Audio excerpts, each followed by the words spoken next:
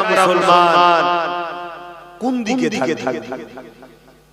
মসজিদ, মাদ্রাসা, কবরস্থান, ঈদগাহ, খানকার যারা বিরুদ্ধে তাদের পক্ষে থাকবো, না মসজিদ, মাদ্রাসা, কবরস্থান, ঈদগাহ, খানকাকে যারা বাঁচাতে চাইছে তাদের পক্ষে থাকবো? এটাই তো বিষয়।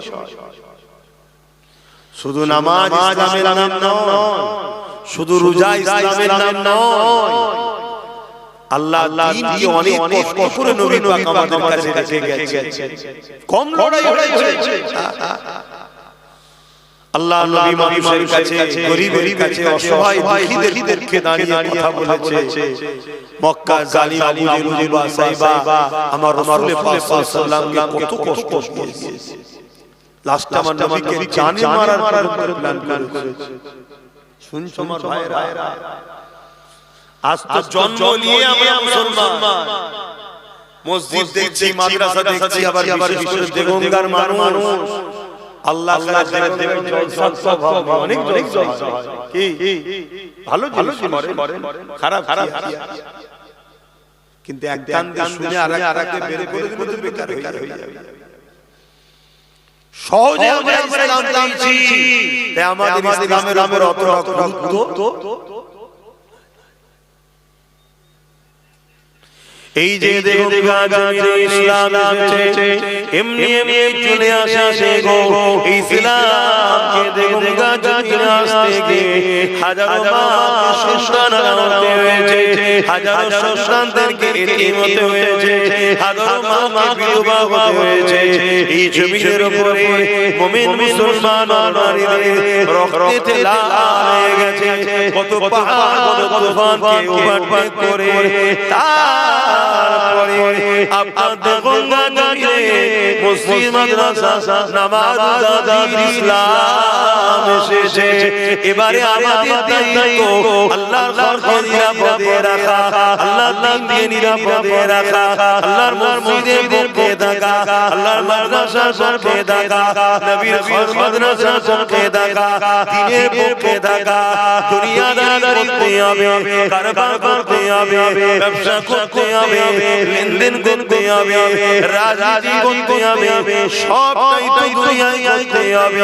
কিন্তু মনে রাখতে হবে আমরা দুনিয়াদারি করতে করতে রাসূলুল্লাহর দ্বীনের দুশমনদের সাথে না করে ফেলি।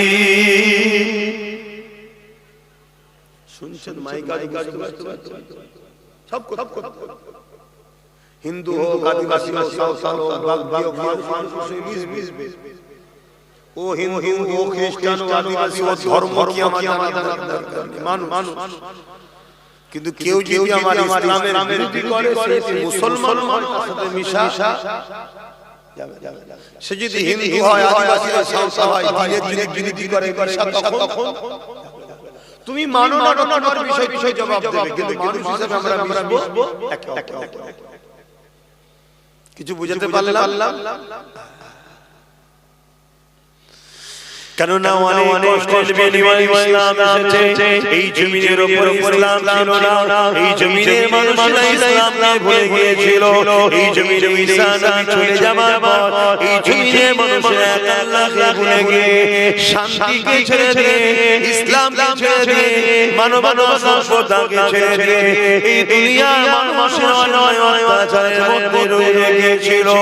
এ যুবকেরা, তরুণেরা, আল্লাহ নবীকে বানালে নবী আমার এই জমিনের উপরে অনেক কষ্ট করে এই জমিনের মানুষকে ইনসাফ শিখিয়েছে, এই জমিনের মানুষকে তাওহীদ বানিয়ে আল্লাহ চালিয়েছে, এই জমিনের উপরে মসজিদ বানিয়েছে, এই জমিনের উপরে দিনকে কায়েম করেছে, এই জমিনের উপরে মা-বাবার সম্মান দিয়েছে, এই জমিনের উপরে নারীর অধিকার দিয়েছে, এই জমিনের উপরে এতিমের অধিকার দিয়েছে, এই জমিনের উপরে গরিবের সম্মান দিয়েছে।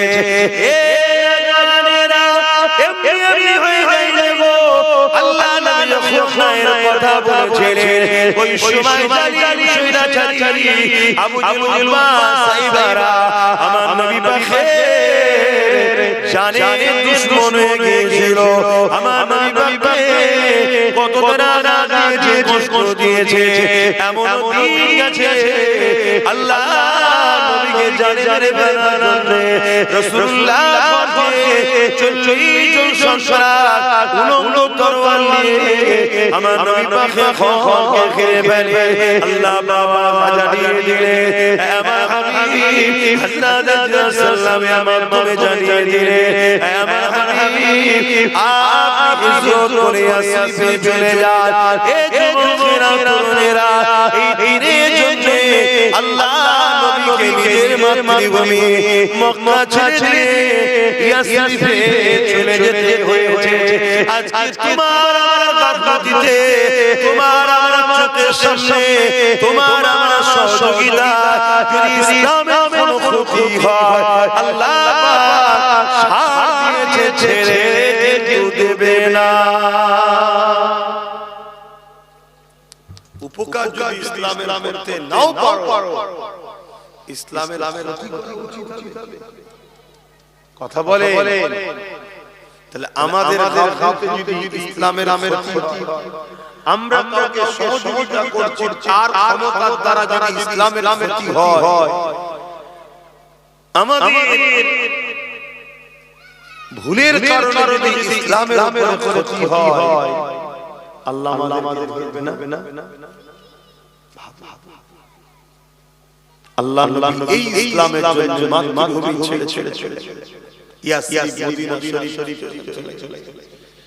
ওখানে গিয়ে রাসূল আমার ইসলামের কথা শোনা আমি আবার বলছি প্রায় প্রত্যেকটা জায়গায় বলছি ইসলাম শুধু নামাজ রোজা দাড়ি টুপির নাম নয় ইসলাম অন্যায়ের বিরুদ্ধে লড়াই নাম জুলুমকে মিটাবার নাম অত্যাচারকে মিটাবার নাম গরিবের অধিকার দিবার নাম মানবতার নাম নারীর অধিকার দিবার নাম এতিমের অধিকার দিবার নাম ইসলাম তামাম পৃথিবীতে সাম্য শান্তি প্রতিষ্ঠিত করার নাম জোরে জোরে সুবহানাল্লাহ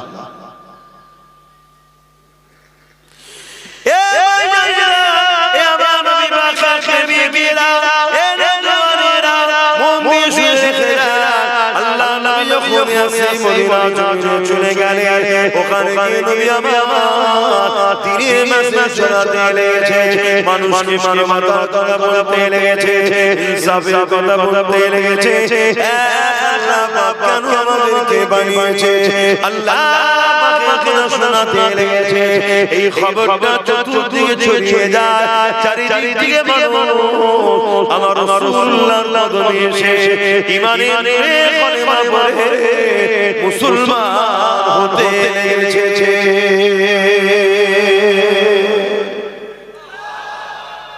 আল্লাহ এই খবরটা আবার আবুদের কাছে গেছে যে মুহাম্মদ সাল্লাল্লাহু আলাইহি ওয়াসাল্লাম এখান থেকে বারবার দিলাম তিনি আমাদের এখানে থেকে চলে গেলে কিন্তু তিনার মিশন যেটা অন্যায়কে মিটাও ন্যায়কে প্রতিষ্ঠিত করো সেই মিশনে তিনি এখন কাজ করছে এবং দুনিয়া থেকে মানুষ মদিনা মুখী হচ্ছে বলুন সুবহানাল্লাহ আর আবু জেহেল চেয়েছিল মানুষ যেন মদিনা মুখী না হয় আজকের কিছু মুসলমানদের মধ্যে আবু জেহেল মার্কা আছে তারাও হাজীদেরকে যাই মদিনায় যেতে হবে না আছে মদিনা শরীফে যে যাবে না তার হজ শুনছেন আপনি বলবেন শরিয়াতে কোথায় আছে এটা শরিয়ত নয় তো এটা তো আকায়েদ এটা আকীদা এটা ঈমান মদিনা শরীফে যে গেল না রাসূল বলল সে আমার সঙ্গে বুকস রাখলো যে নবীর উপরে বুকস রাখে সে ঈমানদার হলো আর যে ঈমানদার হয় না তার আবার হজ কবুল হয় মদিনা শরীফে যেতেই হবে কথা বুঝা আসছে না সেদিন আবু জেহেল চেয়েছিল মদিনা যেতে দেব না আজকে আবু জেহেলদের শরীক আছে তারাও চাইছে মদিনায় না যায়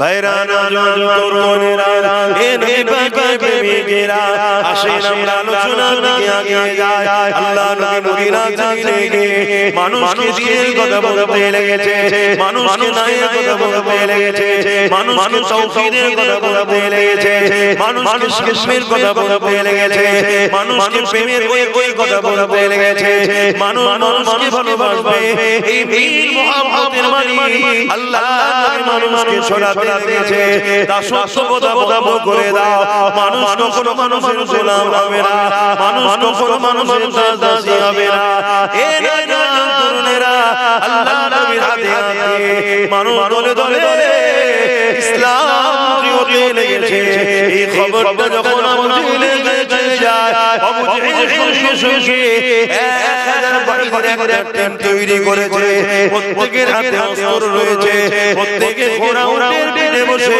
মদিনার উদ্দেশ্যে রওনা দিয়েছে মদিনার উপরে হামলা করে দেওয়া হবে মদিনার মানুষ মুহাম্মদ সাল্লাল্লাহু আলাইহি ওয়াসাল্লামকে শহীদ করে দেওয়া হবে এই উদ্দেশ্যে আবু জেহেল রওনা দিয়েছে এ যুবকেরা তরুণেরা বাপেরা আল্লাহ পাক রাসূলুল্লাহকে খবর জানিয়ে দিলেন নবী আমার মদিনার নববী শরীফেতে বসে গিয়ে সাহাবাদের লক্ষ্য করে বলতে লাগলেন হে বাবা সাহাবারা আমি খবর পেয়ে গেছি আবু জেহেল হাজার করে লোক নিয়ে মক্কা হতে মদিনার উদ্দেশ্যে রওনা দিয়েছে তারা মদিনার উপরে হামলা করে দেবে মদিনার দরজা মুরব্বি মা বাবার উপরে হামলা করে দেবে মদিনার মানুষকে কতলাম করে দেবে নবী রাসূলুল্লাহ আবু জেহেল মদিনায় ঢুকতে দিয়ে মদিনার বর্ডারে আটকে দিয়ে তার সঙ্গে আমি শুনে করব তার সঙ্গে আমি মীমাংসা যাব তাকে আমি বুঝাবো যে আমি মক্কা ছেড়ে দিয়ে মদিনায় শরীফে চলে এসেছি কেন তোমরা মক্কা থেকে মদিনার উপরে হামলা করতে আসছো কে আছো বাবা এই সময় আমার সাথ দেবে বাবা মুহাজির সাহাবাদের মধ্যে থেকে হযরত আবু বকর সিদ্দিক রাদিয়াল্লাহু তাআলা যিনি পুরপুরার মুজাদ্দিদুজ্জামানের এমন করে বংশের মুরব্বি রয়েছে তিনি উঠে দাঁড়িয়ে বললেন দাঁড়িয়ে গিয়ে বলতে লাগলেন ইয়া রাসূলুল হাবিবাল্লাহ আমি মুহাজিরদের পক্ষ থেকে আমি আবু বকর দাওয়া দিলাম হুজুর আমাদের জীবনে যা যতক্ষণ আছে আপনাকে কোনো অবস্থায় একা ছাড়ব না ইয়া রাসূলুল হাবিবাল্লাহ আমি আবু বকর মুহাজিরদের পক্ষ থেকে দাওয়া দিচ্ছি হুজুর এই সময় আপনার সাথে আমরা যেতে রাজি আরো জোরে বলুন সুবহান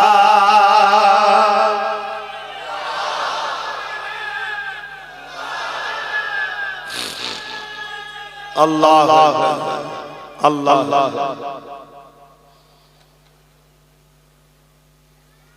আনসারী সাহাবারা চুপ করে আছে কাদেরকে মুহাজিরিন বলা হয় জানো তো আর কাদেরকে আনসারী বলা হয় জানো তো আরে হ্যাঁ না বল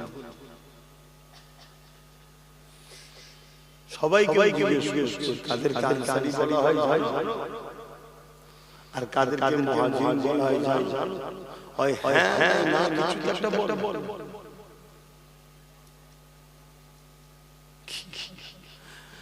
তোমরা বাইরে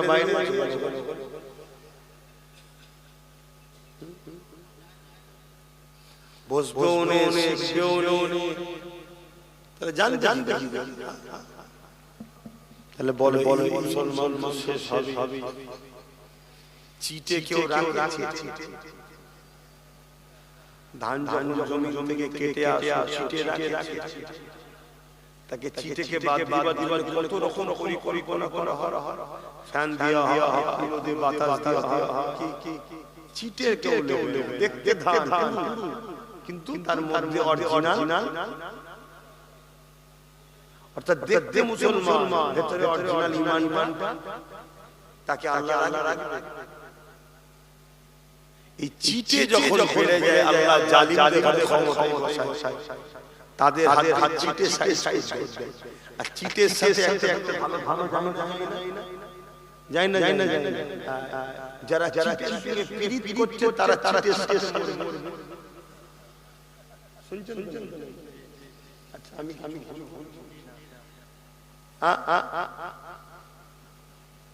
ভালো ভালো মুসলমান বোঝ বোঝ এটা শিক্ষার জায়গা তোমার আমার মজলিসের জায়গা এসো এসো কোন সমস্যা এত মানুষ বসে গেছে তোমরা তোমরা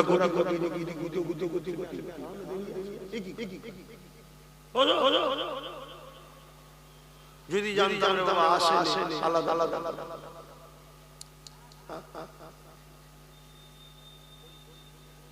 আব্বাস সিদ্দিকী অনেক অনেক পছন্দ করেন আছে না জোরে বলে আমাকে ওই মুসলমানগুলো পছন্দ করে যারা আমার রাসূলকে ভালোবাসে তারা আমাকে পছন্দ করে না যারা আমার রাসূলকে ভালোবাসে কেন আমার পরিচয় তো কিছু নেই আমার পরিচয় তো রাসূলুল্লাহর গোলাম আমাকে সে ভালোবাসবে যে রাসূলকে ভালোবাসে আমাকে তো সে ভালোবাসবে না যে রাসূলকে ভালোবাসে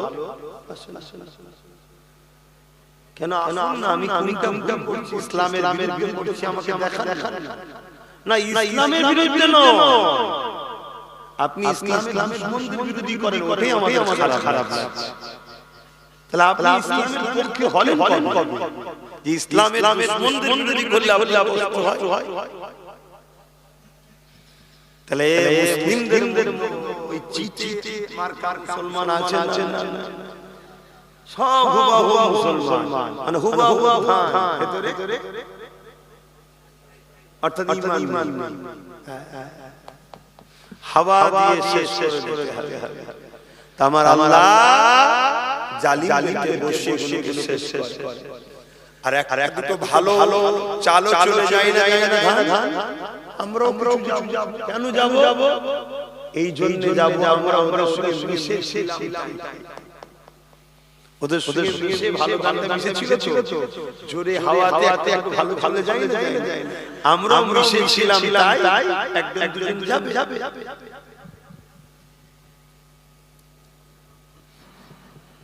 ভাইরা না তরুণীরা এ নবী পাকে বেগেরা আল্লাহ নবী আনসারী সাহাবাদের দুঃখ করে বলতে লাগে হে আমার আনসারীরা তোমাদের কি মতামত বলো আনসারী সাহাবাদের মধ্যে থেকে এমন সময় সাহাবী দাঁড়িয়ে বললে ইয়া রাসূলুল্লাহ হাবিবাল্লাহ আমি আনসারীদের পক্ষ থেকে হুজুর আপনাকে খাওয়া দিচ্ছে যেদিন মক্কার মানুষেরা আপনার উপর জুলুম করেছিল অত্যাচার করেছিল আল্লাহ পাকের হুকুমে আপনি হিজরত করে আমাদের ইয়াসরিব মদিনাতে এসেছেন ইয়া রাসূলুল্লাহ হাবিবাল্লাহ আপনি আসার পরে আমরা আশাকে যেন হাতে পেয়ে গেছি ইয়া রাসূলুল্লাহ হাবিবাল্লাহ আপনার হাতে দিয়ে আমরা যখন বায়াত দিয়েছি ইয়া রাসূলুল্লাহ হাবিবাল্লাহ সেই দিন আমরা অঙ্গীকার করেছি এই জান মাল আমাদের নয় এটা আল্লাহর রাসূলকে দিয়ে দিয়েছি ইয়া রাসূলুল্লাহ হাবিবাল্লাহ যেমন খুশি আপনি খরচ করবে হুজুর আপনি কি বলছেন আপনি কেন আমাদেরকে জিজ্ঞাসা করছেন হুজুর হুকুম করে মানুষকে কেন ভয় করবে হতে পারে তাদের সংখ্যা 1000 তাদের হাতে অস্ত্র থাকতে পারে কিন্তু তারা তো মানুষ ইয়া রাসূলুল্লাহ হাবিবাল্লাহ আমরা আল্লাহ ছাড়া অন্য কাউকে ভয় করি না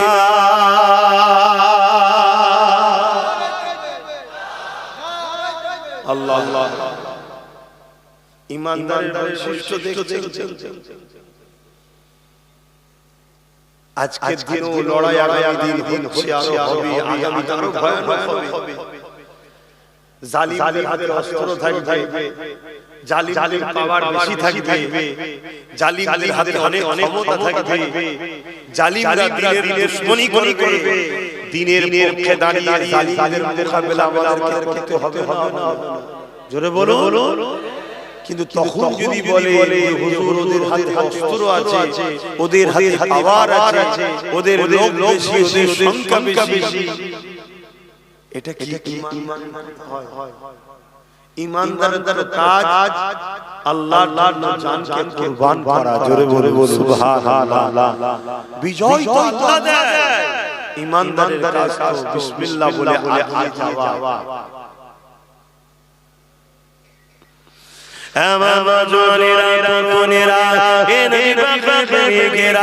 আল্লাহ নবী বড় খুশি হয়ে গেলেন নবী আমার দোয়া চাইতে লাগলেন সবাই মুসলমান হয়েছে আমি রাসূলুল্লাহ জানতে চাইলাম এরা আপনাকে আমাকে ভালোবাসে এরা আমার জন্য জীবন কুরবান করতে চায় আজ আমার দাদা দাদি নানা নানা সবাই মুসলমান কিন্তু দুঃখের বিষয় আজ মুসলমান মসজিদ মাদ্রাসা ওয়াকাফের দুশমনদের বিরুদ্ধে লড়াই না করে তাদেরকে যদি পক্ষপাতিত্ব করে তাহলে বড় বড় বিষয় সইতে হয় সে মুসলমান ছিটেওয়ালা মুসলমান তার মধ্যে ঈমান নাই কেন যে মসজিদ মাদ্রাসা দ্বীনের দুশমন হবে আরে দুশমনকে যে সাপোর্ট করবে তার মধ্যে ঈমান রাখতে পারে না হে যুবকেরা তরুণেরা বাপেরা আল্লাহ নবী নবী দয়ার নবী কতটা কষ্ট করেছে ইসলামের জন্য কতটা কষ্ট করেছে দ্বীনের জন্য আল্লাহ নবী 313 সাহাবাকে নিয়ে এমন করে রওনা দিলে যেতে যেতে বদরস্থানেতে আবু জেহেল ভাইয়ের সঙ্গে দেখা হয়ে যায় আবু জেহেল ভাইকে আল্লাহ নবী থামতে বললে তারা থেমে গেল আল্লাহ নবী লড়াই ছাড়া তাদের সঙ্গে চুক্তি করতে চাইলো পরামর্শ করতে চাইলো হে আবু জেহেল আমি মুহাম্মদ রাসূল মক্কা ছেড়ে চলে এসেছি কেন তোমরা বাড়িয়ে মদিনার জুলুম করতে এসেছো কেন তোমরা এই অত্যাচার করছো আবু জেহেল বলতে লেগেছে মুহাম্মদ রাসূলুল্লাহ দিকে মাত্র 313 জন রয়েছে আর আমার দিকে 1000 উপর সৈন্য রয়েছে আমরা সবাই ঘোড়ার পিঠে আমরা সবাই ভিড়ে রয়েছি আমাদের হাতে অস্ত্র রয়েছে আর মুহাম্মদ রাসূলুল্লাহ সংখ্যাও যেমন কম তাদের হাতে খালি রয়েছে এই সুযোগে মুহাম্মদ রাসূল সহ 304 জন যদি মেরে দেওয়া যায় এই আসমানের নিচে উপরে আল্লাহর পক্ষে বলা কেউ থাকবে না এ জানেরা এ জানেরা তোরা জানিস না ইসলাম কি জিনিস আমার রাসূলুল্লাহ এই কথা বলে শুনতে চাইছে না এই সময় আমরা রাসূল নূর নবী দয়ার নবীকে আবু জেহেল বলতে লাগলো হে মুহাম্মদ হয় তোমাকে আমার দলে আসতে হবে নচেত আমাদের কাফেরাই লড়তে হবে দুটো রাস্তা আজকে ভারতের মুসলমানদের জন্য এই অবস্থা হয় ইসলাম ছেড়ে দিতে হবে আর না হয় আমাদের লড়াই তৃতীয় কোনো রাস্তা আমাদের কাছে নাই কি করবে লড়াই করে ইসলাম আমি জানতে চাই ঠিক বলছি পারবে কণ্ঠ থেকে আওয়াজ হচ্ছে লড়াই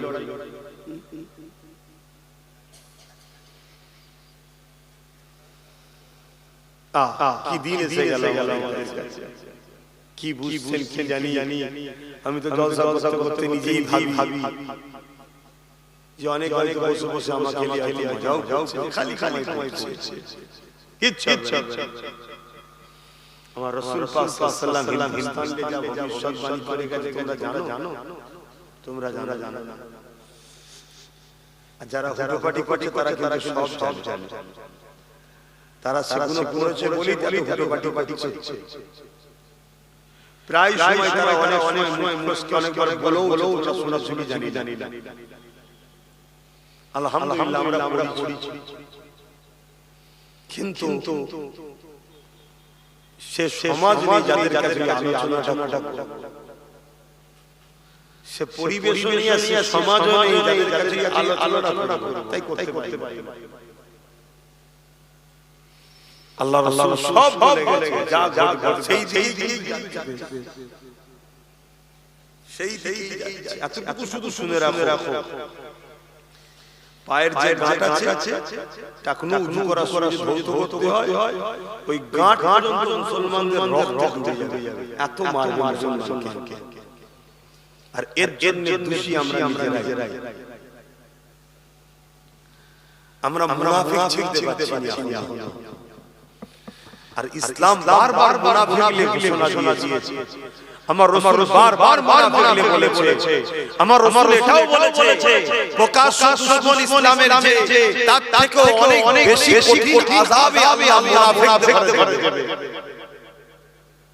এরপরও আমরা মুনাফিক চিনতে পারছি না।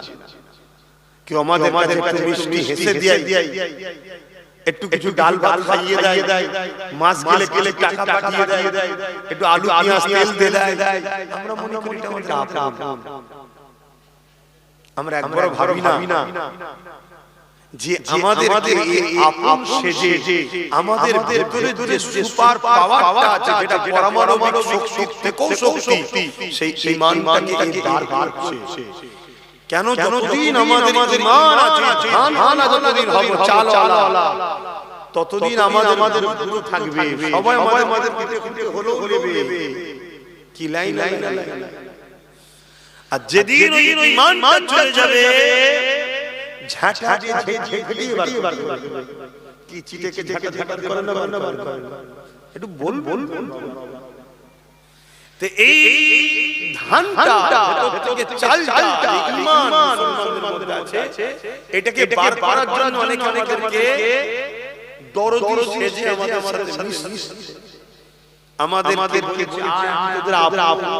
আর আমরা সেই দরদিকে আপন মনে করে তার সাথ দিচ্ছি, তাকে সহযোগিতা করছি, তার হয়ে নিজের কওমের ভাইকে গাল দিচ্ছি, তার হয়ে বংশের আওলাদদের ছোট ছোট কথা বলছি, তার হয়ে নিজের ভাইয়ের নামে তার কেস করছি, তার হয়ে নিজের ঘরের নিজের ভাইয়ের ঘর ভাঙছি, তার হয়ে নিজের কওমের বেটিদের নামে মিথ্যাচার করছি, তার হয়ে নিজের কওমের বেটিদেরকে উলঙ্গ করে দিচ্ছি, সব করছি তার হয়ে।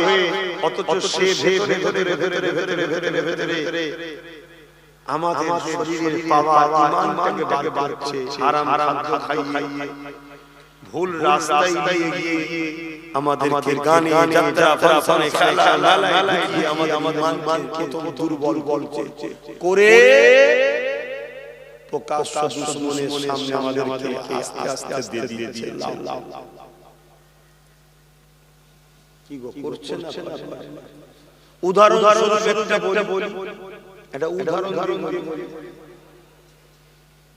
আপন সেজে দরদি হয়ে বলল ওয়াকাব আমি থাকতে কিছু হবে না, বলেছিল না? লাস্টে সেই ওয়াকাবটার আইনটা মেনে এই হচ্ছে বন্ধু সেজে মুনাফিক, আর প্রকাশ্য দুশমনকে ওই যে মাথায় বসে আছে। ঠিক আমাদের ভালো এরকম হাজারো দিক দিয়ে আমাদেরকে কিন্তু আমরা আর আমার মতো যখন নবী বংশের আওলাদ আপনাদেরকে বুঝাবে যে ভাই এই লড়াই শুধু আমার ছেলে তোমার ছেলে চাচা বাকরি নয়, এই লড়াই তোমার আমার বাচ্চা মসজিদ মাদ্রাসা ইসলাম পাবে। তোমরা ভাবছো এত খুশি, তোমরা তো জানো না স্পেনের ইতিহাসে স্পেনে 800 বছর আমরা রাজত্ব করেছিলাম। আজকের দিনে স্পেনে যাও, যত বড় বড় অফিস আদালত সিনেমা হল যারা হল দেখবে, ওগুলো একচুয়ালি নাই মাদ্রাসা, সব দখল হয়ে সেগুলো সব সিনেমা হল অফিস আদালত করে দিয়েছে। আর মুসলমানকে গণহত্যা করে মেরেছে। এই যে পয়লা ফেব্রুয়ারি, পয়লা এপ্রিল বলে না, মানে বোকা বানানোর দিন, কি বলে পয়লা বলবেন তো? পয়লা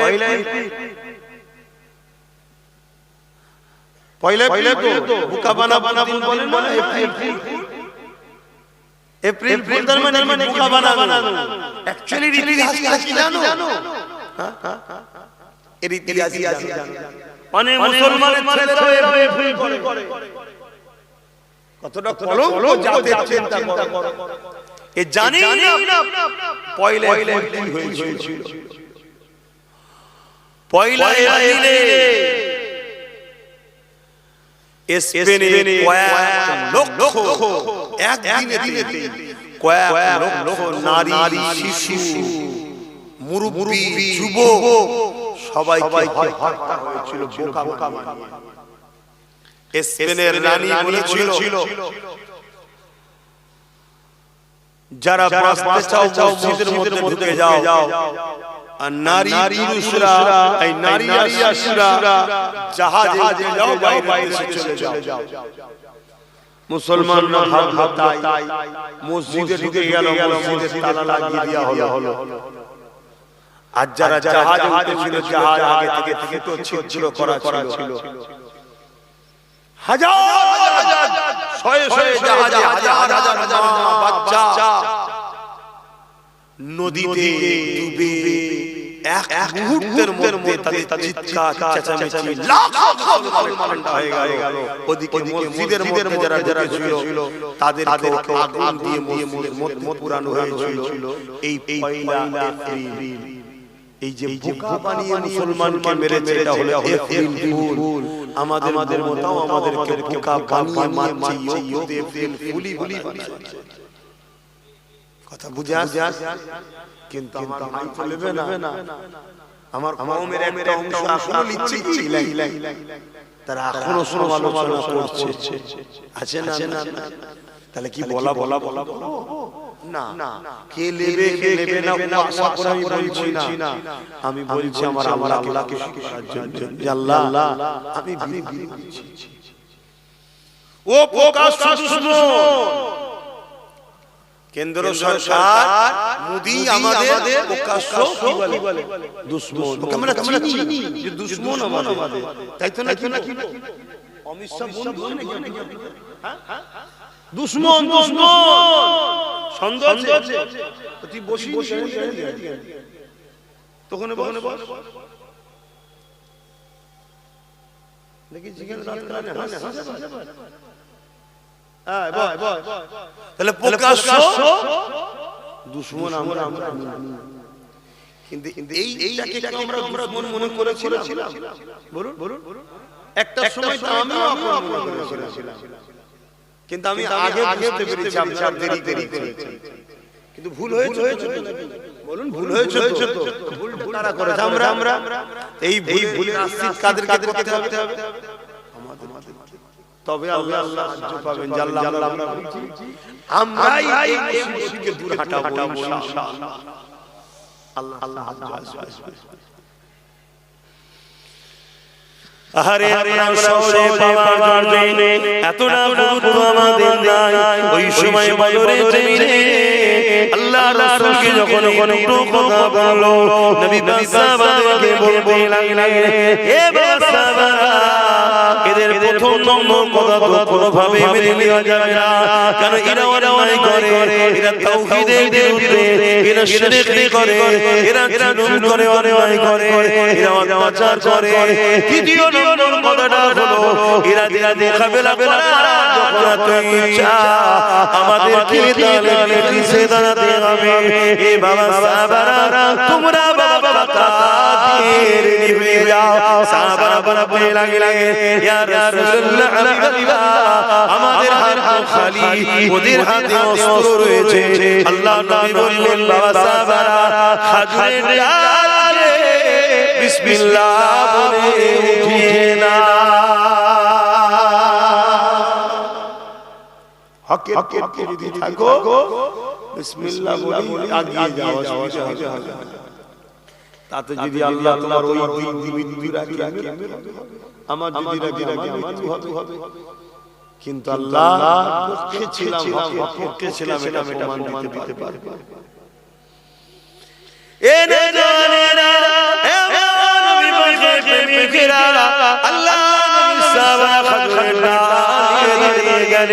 আল্লাহ নবী কাতার কাঁদতে লেগেছে, যুদ্ধের রণকৌশল নবী আমার সাজিয়ে তৈরি করছে। এমন সময় ওই কাতারের মধ্যে দুটো ছোট ছোট বাচ্চাকে দেখতে পায়, এক ভাই নামাজ আর এক ভাই নামাজ। এই দুই ভাই যখন মদিনা জমিনেতে নববী শরীফে দিকে গেল, গিয়ে দেখতে লেগেছে আল্লাহ নবীর মদিনা নববী শরীফে মুরব্বি সাহাবা রয়েছে, যুবক সাহাবা নাই, আল্লাহ নবী নাই। এই বাচ্চা ঘরে এসে বলতে লেগেছে আম্মা জান, আজকে মদিনা নববী শরীফে আল্লাহ রাসূলকে দেখতে পাচ্ছি না, রাসূলুল্লাহ সাহাবাদেরকে দেখতে পাচ্ছি না। ওই সময় মা বলেছিল, এ ছেলে মক্কা সম্রাট আবু জেহেল আমার রাসূলুল্লাহ হামলা করবে, মদিনার উপরে হামলা করবে বলে রওনা দিয়েছিল। এই খবরটা পেয়ে আল্লাহ নবী দাঁড়িয়ে মদিনায় আসার আগে আগিয়ে গেছে, মদিনায় যাইতে গিয়ে তারা হামলা না করে দেয়, মদিনার নারী শিশু মুরব্বিদের হত্যা না করে ফেলে, তাদের উপরে আঘাত দিয়ে ফেলে। এই জন্য রাসূলুল্লাহ দিয়ে গেছে। এই কথাটা শুনে ওই বাচ্চা বলতে লেগেছে আম্মা জান, আমাদের দুটো ছোট ছোট ছুরি হবে, কি করবে বাবা? ওই আবু জেহেল আমার রাসূলুল্লাহকে অনেক দূরে কষ্ট দিচ্ছে, আম্মা জান ছোট ছোট ছুরি দেয়, যেটাকে খেয়ে আমরা আমার রাসূলুল্লাহ দুশমনের বিরুদ্ধে লড়াই করব। মা কত খুশি হয়ে গিয়ে আল্লাহ শুকরিয়া আদায় করতে লেগেছে। দুটো ছোট ছোট ছুরি বার করে দিয়ে ওই বাচ্চারা ধীরে ধীরে যাও বাবা, আল্লাহ রাসূলের দুশমনের মোকাবেলা করো। আর আজকের মায়েরা বলছে না বাবা, ওদিকে যাস না, যেখান থেকে আমি ভিক্ষা পাই সেদিকেই থাক বাবা। এমন কিছু মা আছে, তো ওই মায়ের ছেলে ওই মাকে জুলুম করবে, কথা বলে কেন? ও মা ছেলেকে রাসূল চিনাই নাই, হক চিনাই নাই, ইসলামের দুশমন চিনাই। তবে আলহামদুলিল্লাহ, যে মা তার সন্তানকে রাসূল চিনাবে, আল্লাহ চিনাবে, সেই সন্তানকে আল্লাহ এমন তৈরি করবে এই মায়ের পায়ের তলাতেই জান্নাত মায়ের পায়ের তলাতেই থাকবে। জোরে জোরে সুবহানাল্লাহ।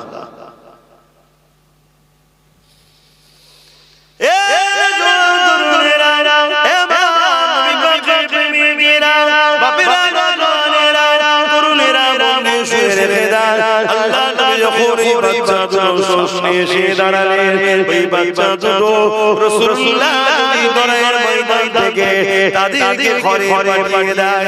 এই চিন্তায় তারা পায়ের উপরে টিকে দিয়ে মাথাটাকে ঠেলে উঁচুতে তুলতে লেগেছে, কেন আল্লাহ রাসূল লড়াইয়ের ময়দানে মহিলা শিশু মুরব্বিদের যাওয়া নিষেধ করেছে। এই যুবকেরা তাই নবী আমার বাচ্চাদেরকে লড়াইয়ের ময়দানে ইজাজত দেবে না, এই জন্য চিন্তা করে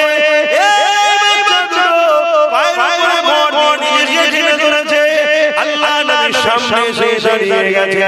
কতক্ষণ বাচ্চা পায়ের উপরে ভর দিয়ে থাকবে, আবার পা থেকে পড়ে যায়, আবার ঠেলে ওঠে। আল্লাহ নবী মুচকে এসে বললেন, বাবা ছেলেরা, কার ছেলে বাবা? মায়ের কোলে ফেলে দাও বাবা, এটা খেলা করার মাঠ নয়, এখানে লড়াই হবে বাবা।